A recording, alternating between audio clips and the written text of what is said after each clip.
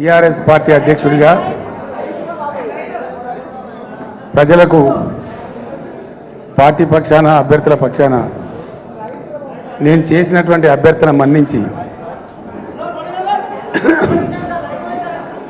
నేరుగా ఎవరితో కూడా నిమిత్తం లేకుండా టీఆర్ఎస్ఏ స్వయంగా ప్రభుత్వం ఏర్పాటు చేసే మెజార్టీ కట్టబెట్టినందుకు 50 మంది తెలంగాణ ప్రజలకు, ఒక వర్గం అని కాదు, తెలంగాణలో ఉండేటువంటి అన్ని వర్గాల ప్రజలకు కూడా నేను వినయపూర్వకంగా శిరస్సు వంచి నమస్కారాలు తెలియజేస్తా ఉన్నాను. టీఆర్ఎస్ పార్టీ అధ్యక్షుడిగా వారందరికీ కూడా కృతజ్ఞతలు, ధన్యవాదాలు కూడా తెలియజేస్తా ఉన్నాను.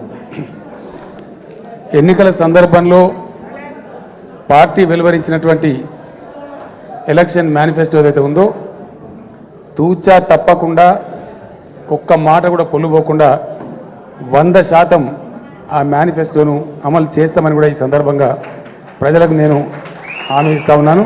తప్పకుండా మేనిఫెస్టోను ప్రకటించినటువంటి మేనిఫెస్టోను 100% దాన్ని ఇంప్లిమెంట్ చేస్తామని కూడా ఈ సందర్భంగా నేను ప్రకటిస్తా ఉన్నా.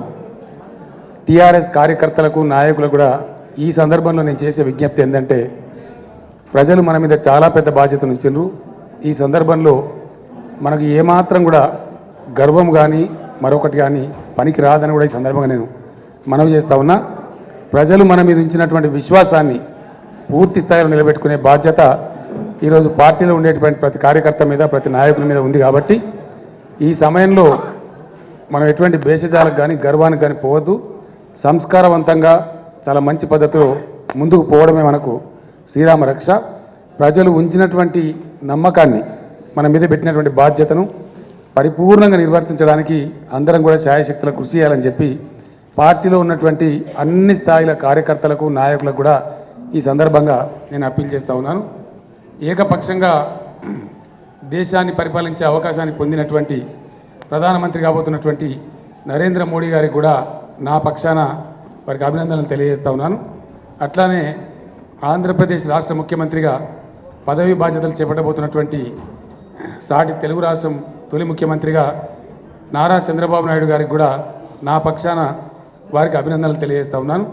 ఇది నా కర్తవ్యం.